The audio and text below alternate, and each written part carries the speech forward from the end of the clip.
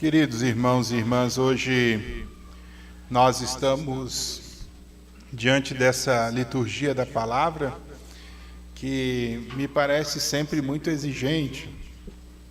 Não sei se vocês não se incomodam, né? Eu, às vezes, a gente lê esse texto e a gente fica incomodado, né? Porque a primeira afirmação, né?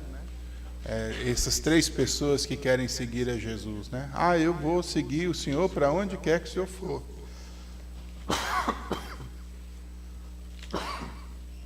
Jesus responde. As aves do céu têm os seus ninhos, as raposas têm as suas tocas, eu não tenho onde descansar a cabeça. Para dizer, o caminho que nós vamos percorrer agora não é um caminho onde a gente encontra descanso. Pois o outro, Jesus chama, né? Vem e segue-me, né? E diz, deixa eu enterrar o meu pai. Não é uma coisa legítima o que ele está pedindo? Parece, não é?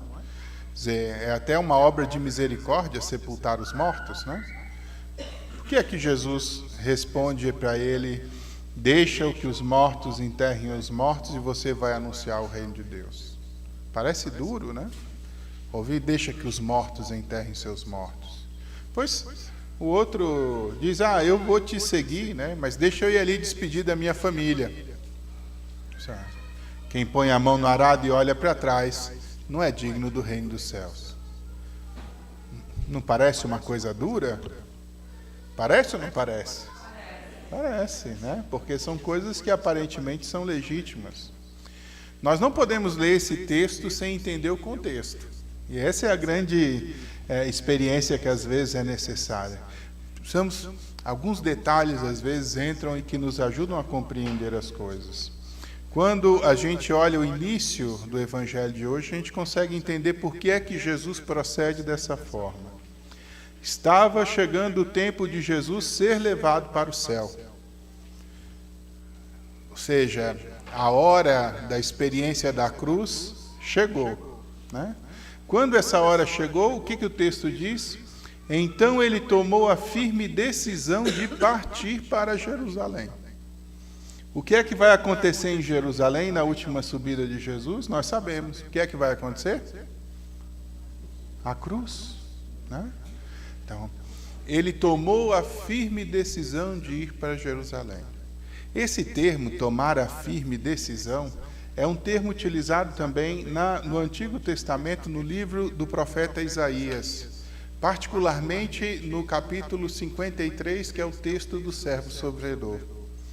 Quando chega a hora de iniciar a experiência do sacrifício, o termo utilizado lá e traduzido lá é endureceu a face. A gente entende isso, né? Quando a gente endurece a face é porque a gente está resoluto, né? Em relação a alguma coisa. A pessoa vem e diz alguma coisa, se a gente não concorda, a gente endurece a face, né? Sim, eu estou resoluto na minha posição e eu vou seguir nessa posição. O servo sofredor endurece a face porque, apesar do sofrimento que está vindo, ele decide passar por essa experiência. O termo grego utilizado lá no profeta Isaías é o mesmo termo utilizado aqui no Evangelho de Lucas. Jesus endureceu a face, ou seja, de modo resoluto, ele decidiu, eu vou para Jerusalém. Significa que ali ele começa a fazer o seu percurso em direção à experiência da cruz para ir ao céu. Quando Jesus toma essa decisão, e é isso que nós precisamos compreender, todas as outras coisas se tornam menos urgentes. Quem quiser seguir Jesus nesse percurso para o céu, precisa também tomar uma firme decisão. E aqui a gente consegue compreender por que é que Jesus é tão firme com aqueles que se apresentam junto dele. Senhor, eu vou te seguir para onde quer que seja. Ele avisa, olha, eu a partir de agora não tenho descanso. Por quê? Porque eu estou indo a Jerusalém, né? E lá eu vou ofertar a minha vida. Senhor, eu vou te seguir, vem e segue-me. Eu vou, mas eu preciso primeiro enterrar o meu pai. A gente não sabe, né? Se a ideia é, deixa eu cuidar primeiro da minha família o tempo que for preciso, quando eu estiver livre, eu vou. Aqui não cabe mais isso. Por quê? Porque o ir a Jerusalém tornou-se uma urgência. E é importante que a gente compreenda o motivo de Jesus dizer isso para essas pessoas. É o sentido de urgência que o Evangelho propõe e que o Evangelho coloca agora. Eu preciso ir a Jerusalém. Por isso, se você vem comigo, né, você tem que deixar todas as coisas, porque essa é a primeira e essa é a mais urgente. Por isso ele vai dizer, deixa que os mortos enterrem os seus mortos. Quanto a ti, vai anunciar o reino de Deus. Porque o reino de Deus é mais urgente. Eu vou te seguir, mas eu preciso ir despedir da minha família. Não tem tempo para isso. Quem põe a mão no arado e olha para trás não é digno do reino dos céus. E assim Jesus vai mostrando uma coisa que me parece bastante concreta enquanto experiência aqui, né? Que Jesus cria o sentido de urgência. Na verdade, esse ponto do Evangelho é um ponto justamente de virada da própria narrativa de Lucas, porque até então Jesus estava percorrendo a Galileia, ensinando, fazendo os milagres, realizando as obras de Deus, as obras messiânicas. Quando ele toma a decisão de ir para Jerusalém, começa a fazer esse percurso. O próprio Evangelho dá essa notícia. Quando as pessoas sabiam que Jesus estava para ir para Jerusalém, os samaritanos disseram, então você não entra aqui, porque samaritanos e judeus não se dão bem. Então, se Jesus está indo para Jerusalém, ele não entra aqui nessa cidade. Percebem? O sentido de urgência de Jesus o coloca diante de uma condição em que ele não pode abrir exceções, porque ele está indo cumprir a vontade de Deus e realizar o plano de Deus na vida dele, que consiste sobretudo na sua oferta generosa na cruz. Mas para fazer isso ele precisa dessa decisão resoluta de não voltar atrás. Então quem segue Jesus a partir desse momento não pode voltar atrás. E ele está alertando esses que estão sendo chamados ou que se propuseram a segui-lo, da natureza, da urgência do reino de Deus, da natureza e da urgência do céu. Mas se nós olharmos hoje a primeira leitura, nós vamos olhar Eliseu e Elias, que diz até tranquilo para Eliseu, né? Quando Elias cobre Eliseu com o manto, né? Eliseu vem correndo atrás de Elias e depois, sim, deixa eu ir, né, despedir da minha família. E Elias diz, vai e volta, né? Mas só que ali tem um sentido um pouco diferente, porque o que Eliseu vai fazer é um pouco distinto da experiência do Evangelho de Jesus, que já está a caminho. Eliseu foi chamado para a experiência da profecia. E o que ele vai fazer é bastante significativo nesse sentido, porque o que ele faz? Era uma pessoa abastada, né? Não era uma pessoa pobre, porque diz que tinha 12 juntas de bois, né? Para aquele tempo, uma pessoa que tem 12 juntas de boi para arar a terra, né? Primeiro precisa ter muita terra para arar, né? Naquelas condições lá. E depois significava que ele tinha suas propriedades, suas posses. O que o Eliseu faz? Mata as juntas de boi, tudo, dá de comer para o seu clã, né? E depois vai deixando tudo para trás. Quer dizer, o sentido aqui da experiência do profeta é que, na medida em que ele assume a decisão da sua vocação, o que ele está fazendo é romper com tudo aquilo que estava lá. Dá para a sua família tudo aquilo que ele podia dar das suas coisas, né? Mata as juntas de boi e diz, olha, isso aqui é o que eu podia fazer por vocês. Pega ali o seu manto e vai atrás de Elias. E não volta mais. E não volta mais. Então, o movimento dele é de ruptura com a experiência da vida que ele está vivendo para assumir essa experiência nova junto com Elias. E para se colocar a serviço de Elias e aprender o próprio ofício que depois seria comunicado em plenitude para ele pelo próprio profeta Elias quando é arrebatado para o céu. Então, nós olhamos esses textos e nós vamos vendo o quanto, né, esse chamado da parte de Deus precisa se tornar uma urgência na vida desses homens. Eliseu assume essa experiência como urgência. Jesus no Evangelho alerta a essas pessoas que querem segui-lo da urgência.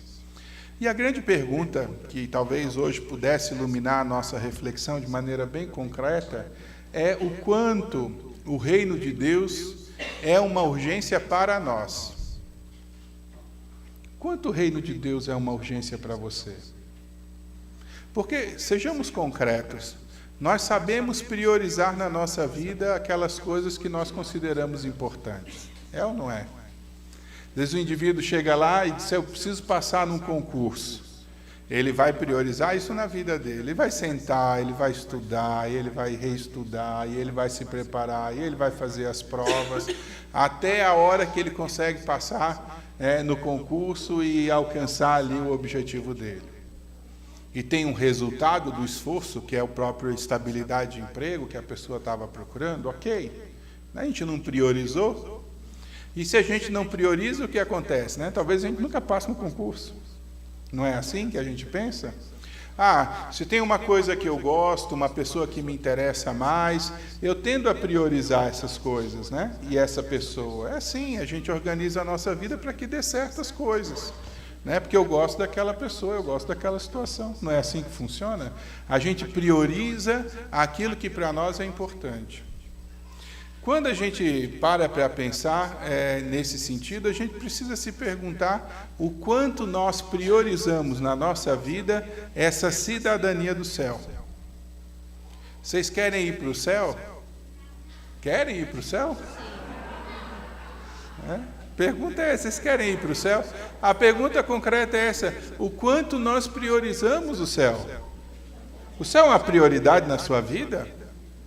Quer dizer, se eu não viver uma vida que me ajude, nesse sentido aí para o céu, eu não posso esperar lá no final da minha vida o céu. E aqui a gente entende bastante o sentido da nossa segunda leitura de hoje, tirada da carta aos Gálatas. Olha que bonito começa o texto. Foi para a liberdade que Cristo nos libertou. Paulo vai dizer, que coisa boa essa, Significa que a gente está livre. Mas ele alerta, cuidado para não tomar essa liberdade como pretexto para você procurar aquilo que não vai te fazer bem. Cuidado para você, de repente, não pegar a sua liberdade e se tornar escravo das coisas de novo. E aí ele vai dizer, existe uma oposição muito concreta entre aquelas coisas que são da carne e daquelas coisas que são do Espírito. Entendamos aqui, porque às vezes a gente, quando pensa nessa história da carne, a gente pensa num bocado de coisa, mas não compreende que isso é o conjunto das nossas demandas mundanas. O que é a carne aqui? A carne é o conjunto das nossas demandas mundanas. E as demandas mundanas vêm de necessidades, sobre muitos aspectos legítimos. Comer, beber, reproduzir, são coisas que estão dentro dos nossos movimentos naturais. Aliás, a nossa vida se ordena por essas coisas. É ou não é? Qual é o grande problema? Quando essas necessidades se tornam tão primeiras na vida da gente, que a gente exclui as coisas espirituais. E de repente a gente tem o mundo erotizado que a gente tem. Não é? Sim. Parece que o erotismo vem por demanda. Por quê? Porque, em certo sentido, o erotismo diz respeito a uma necessidade nossa, legítima, de vinculação, de união, com uma outra pessoa. Mas, quando a gente pega esse desejo, a gente torna esse desejo mais importante do que as outras coisas, ele ganha um valor que ele não tem. E aí ele se desordena, E a gente começa a considerar que, de repente, esses desejos precisam ser buscados mais que outras coisas. O comer e o beber, quando são necessidades legítimas, são. Mas quando a gente, de repente, não vai atrás dessas coisas segundo aquilo que é a própria legitimidade delas, elas se tornam maiores do que elas têm que ser e elas desorganizam o nosso coração. E assim, muitas vezes, aquilo que são os desejos da carne, as paixões do nosso ser, as respostas desordenadas às demandas que nós temos, nos roubam da experiência da graça, nos roubam da experiência de Deus, porque nós esquecemos essa urgência do reino que hoje Jesus nos convida a ter. Você quer me seguir? Então, a gente não vai descansar nisso. É um esforço contínuo. As aves do céu têm os seus ninhos, as raposas têm as tocas, vê que é tudo muito natural, né? Mas o Filho do Homem não tem onde reclinar a cabeça. E é isso. O reino se torna uma urgência. Eu vou te seguir onde for, mas deixa primeiro eu cuidar do meu pai e da minha mãe até eles morrerem. Primeiro Deus, primeiro o reino, para que as outras coisas tenham sentido na vida da gente. Eu vou te seguir, mas deixa eu ali despedir do pessoal. Quem assume a experiência desse caminho, precisa colocar esse caminho primeiro. E para justificar e dizer que eu não estou falando coisa fora do sentido, né? No Evangelho de Mateus, no capítulo 6, fora do contexto da subida de Jerusalém, Jesus já disse isso. A gente canta na aclamação ao Evangelho, né? Todo o tempo, né? Buscai primeiro o reino de Deus. E a continuação do texto, e todas as outras coisas lhe serão dadas em acréscimo. Veja como Jesus fala: por que vocês estão preocupados com o que vocês vão comer, com o que vocês vão beber, com o que vocês vão vestir? Está no capítulo 6. Olhem as aves do céu, olhem os lírios do campo. Não semeiam nem ceifam. No entanto, o Pai que está no céu os alimenta. E ele pergunta: vocês não são mais do que as aves do céu? Vocês não são mais do que os lírios do campo? Por que a gente não entende essa urgência? Primeiro o reino de Deus. Porque é o reino de Deus, queridos irmãos e irmãs, que vai organizar o nosso interior em relação a todas as outras coisas. É o nosso amor a Deus e o nosso desejo do reino que vai nos permitir relacionar com as coisas segundo os valores que essas coisas têm. Eu não estou dizendo que essas outras coisas não sejam legítimas. Eu estou dizendo que o amor ao reino de Deus e o reino de Deus como urgência vai tornar essas outras coisas correspondentes à realidade da graça. Quando a gente assume Deus por primeiro, Deus organiza os outros amores nossos. E isso permite a gente viver a vida como a gente precisa viver. Se a gente não coloca o reino primeiro, né, a gente vai viver de acordo com aquilo que a gente colocar primeiro. Primeiro, sei lá, é o meu namorado, né? Porque tem gente que é assim, começa a namorar, o namorado vira a coisa mais importante da face da terra.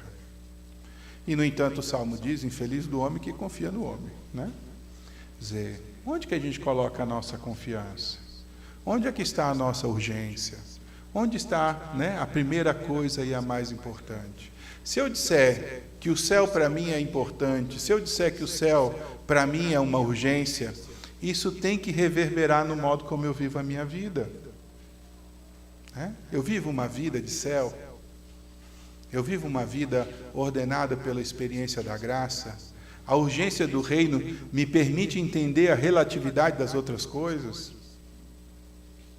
Porque, inclusive aqui, quando Paulo fala da questão da liberdade, foi para a liberdade que Cristo nos libertou, nós precisamos olhar isso também de modo concreto.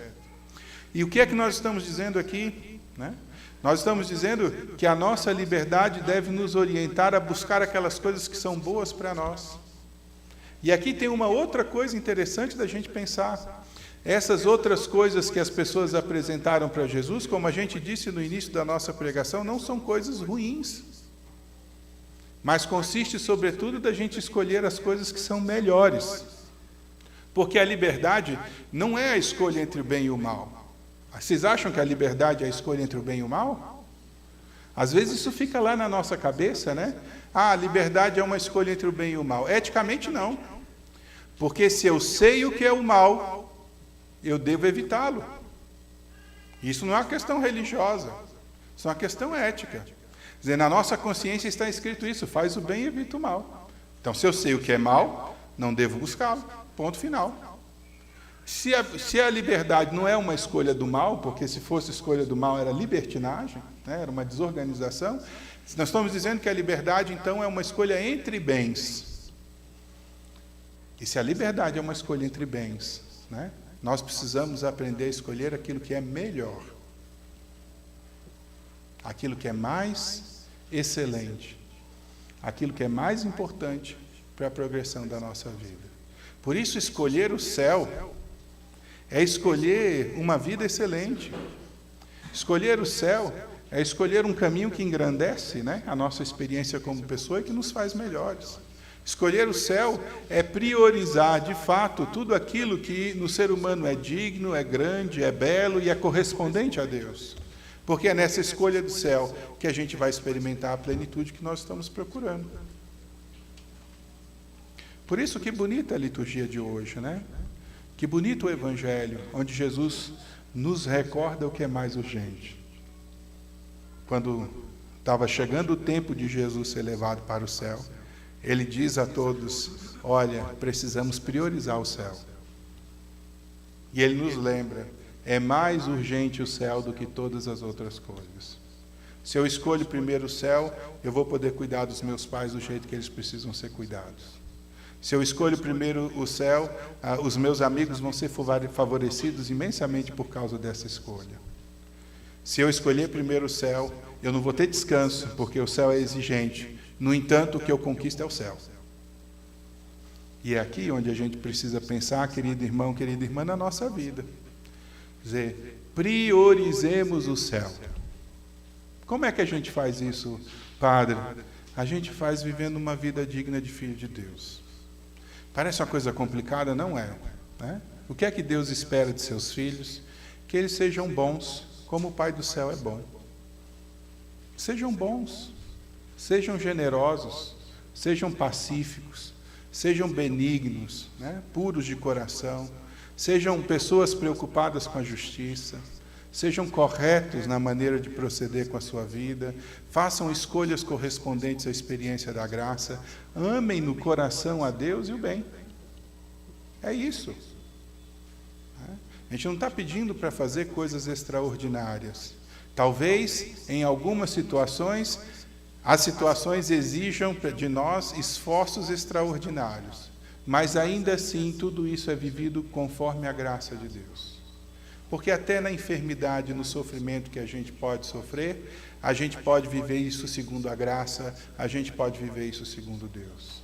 Até nas perdas que muitas vezes nós possamos vir a ter, nós podemos viver isso segundo a graça, nós podemos viver isso segundo Deus. Não há espaço na vida humana que não possa ser santificado pela graça. E essa é a grande história que muitas vezes a gente não compreende. E aí, por isso que a igreja diz que às vezes, mesmo no sofrimento, a gente pode experimentar de plenitude. Paulo chega a dizer isso, que na lógica mundana, onde o prazer é colocado como máxima absoluta, pode parecer um absurdo, mas Paulo diz isso: eu completo na minha carne o que tiver faltado aos sofrimentos de Cristo Jesus, se é que faltou. Então, a compreensão dessa experiência, né, e o modo de viver essa experiência nos dá a possibilidade de viver plenitude. Por isso, escolhamos, né, sermos cidadãos do céu. Trabalhemos para isso e coloquemos o reino de Deus como urgência, porque de fato é isso que vai dar o pleno sentido para as nossas vidas. Hoje nós estamos também acompanhando, né, querido casal, está fazendo um ano, né, de casamento. Um ano atrás a gente estava dando essa bênção. Que alegria, né? Que Deus abençoe e renove o amor de vocês. E a pregação para vocês hoje é essa, né? Coloca primeiro o céu, né? Que a nossa vida vira céu. Tá bom? Louvado seja nosso Senhor Jesus Cristo. Creio em Deus Pai, Todo-Poderoso, Criador do céu e da terra, e em Jesus Cristo, seu